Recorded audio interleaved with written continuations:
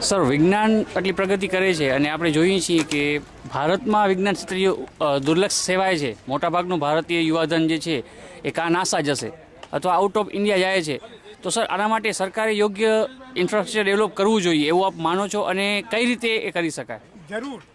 આજે છે ને આજે આપણામાં ટેલેન્ટ એટલી બધી છે પણ એને નર્ચર નથી કરતા, ટાઈમ એ નર્ચર નથી કરતા, અને એ છે ને સરકારની એમ કે જવાબદારી છે. સાથે સાથે સમાજના પ્રબુદ્ધ જે આગેવાનો છે એની પણ જવાબદારી છે. અને જો આ થાય તો જ છે ને આપણે આગળ વધી શકીએ, નહીં તો હતાશા નિરાશામાં ગર્તમાં યુવાનો આવી જાય છે. હવે આપણે એક પ્રોજેક્ટ લખીને પછી છે 6 મહિના 12 મહિના 2 વર્ષ સુધી પ્રોજેક્ટ ઉપર કામ ન થાય તો છે ને એ બધું નકામું જાય, બિચારા બધા હતાશ થઈ જાય. ટાઈમ એને જલ્દીથી કરવું જોઈએ, અને એ માટે છે ને આખા સમાજે અને સરકાર ઉપર દબાણ બી લાવવું પડે તો જ આ બધું શક્ય.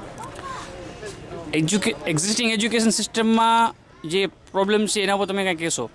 એક્ઝિસ્ટિંગ જે એજ્યુકેશન સિસ્ટમ છે ને એ બરાબર છે જ નહીં, કે બધું રોટ લર્નિંગ ગોખણ પ્રતિ જે સમજવાનું છે કે આ તો મહાજ્ઞાન છે રહસ્યનું, એ સમજતા નથી.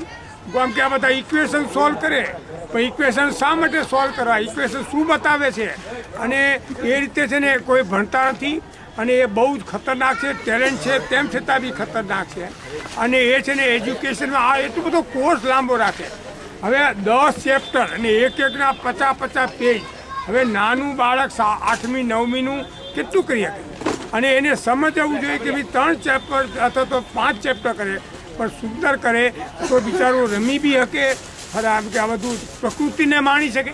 આ તો 8 થી 2 સ્કૂલમાં, પછી આવે ખાય, પછી છે ને એ એમ કે ટ્યુશનમાં 5-6 વાગ્યા સુધી ટ્યુશનમાં આવીને પ્રોજેક્ટ અને હોમવર્ક રાતના 10 વાગે. બિચારા મા બાપો બી શું કરે, અને પૈસાદારો હજી બી કંઈ મહેનત કરે ગમે એમ કરે, મધ્યમ વર્ગના માણસો શું કરે? એટલે આ છે ને સિસ્ટમ બરાબર નથી. કોર્સ બી ઓછો રાખવો જોઈએ, અને બધા બણગા ફૂંકવાને બદલે છે ને એમ કે આપણે એ હરખી રીતે ભણાવી શકીએ. આ જ્ઞાન છે. આ ગણિત શાસ્ત્ર બહુ ઇમ્પોર્ટન્ટ વિષય છે, અને નાનપણથી જ ગણિત શાસ્ત્રને એને ધીરે ધીરે પચાવવું જોઈએ. અને ગણિત શાસ્ત્ર વગર ઉદ્ધાર નથી. બધે જ ગણિત શાસ્ત્ર છે, પણ એ ગણિત શાસ્ત્રને એટલો હાવ ઊભો કરી દીધો છે કે બિચારા છે ને એમ કે એ લોકો પહેલેથી જ નિરાશ થઈ જાય. તો એમાં ટીચરોનો બી વાંક છે. આ બધા થિયરમ પ્રમેય બરાબર સમજાવે. આ ઇક્વેશન શા માટે સોલ્વ કરી છે, ભૂમિતિ છે એ જ એલ્જિબ્રા છે, એલ્જિબ્રા છે એ જ ભૂમિતિ છે. એલ્જિબ્રાને આપણે ગ્રાફમાં દોરીએ એટલે ભૂમિતિ બની જાય. અને આ જે દુનિયા છે ને એ ભૂમિતિમય છે. જ્યાં જો ત્યાં જે આ બધું ફેબ્રિક ઓફ ધ યુનિવર્સ, આ બધી વનસ્પતિ, આ બધા માણસો, આકારો, એ બધું છે ને એ ગણિત છે. અને ગણિત છે ને ધારો કે ઘણાને અઘરું લાગ્યું પણ SSC સુધી ફરજિયાત રાખવાનું.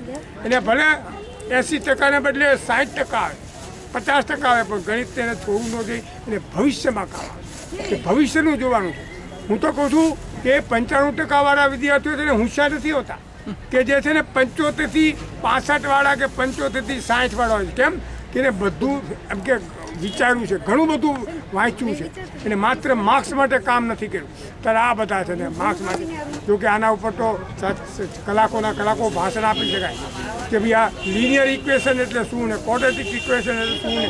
અને વળી પાછું જોવાનું એ છે કે આપણે લોકો ગણિતના એક્સપર્ટ હતા પરાપૂર્વથી, હજારો વર્ષથી, આર્યભટ્ટ, ભાસ્કરાચાર્ય, વરાહમિહિર, બ્રહ્મગુપ્ત. અને આજે આપણા લોકો છે ને ગણિતથી દૂર ભાગે છે. અને BSc MScની અંદર છે ને એ બધાના એમ કે બધા એમ કે વર્ગો બંધ કરવા પડે છે. બધા IT માં આમાં તેમાં એ બધું ઇમ્પોર્ટન્ટ છે, પણ ગણિત શાસ્ત્રને કે IT માં છેવટે તો ગણિત આવે જ છે કે બાયનરી સિસ્ટમને સમજવા પ્રોજેક્ટ. આઇન્સ્ટાઈન પછી કોઈ બીજો આઇન્સ્ટાઈન ભારતના પરિપ્રેક્ષ્યમાં? હવે આઇન્સ્ટાઈન છે ને એ ભારતમાં પ્રોડ્યુસ થાય એના માટે એને વાતાવરણ બનાવવું પડે. આજે આપણે વાતાવરણ કયું બનાવ્યું છે? ગોખણપટ્ટીનું વાતાવરણ બનાવ્યું છે. આઇન્સ્ટાઈન પેદા કરવાનું નથી બનાવ્યું. અને જો એ આપણે કરી શકીએ તો છે ને આઇન્સ્ટાઈન પેદા થાય. Thank you sir. ઓકે.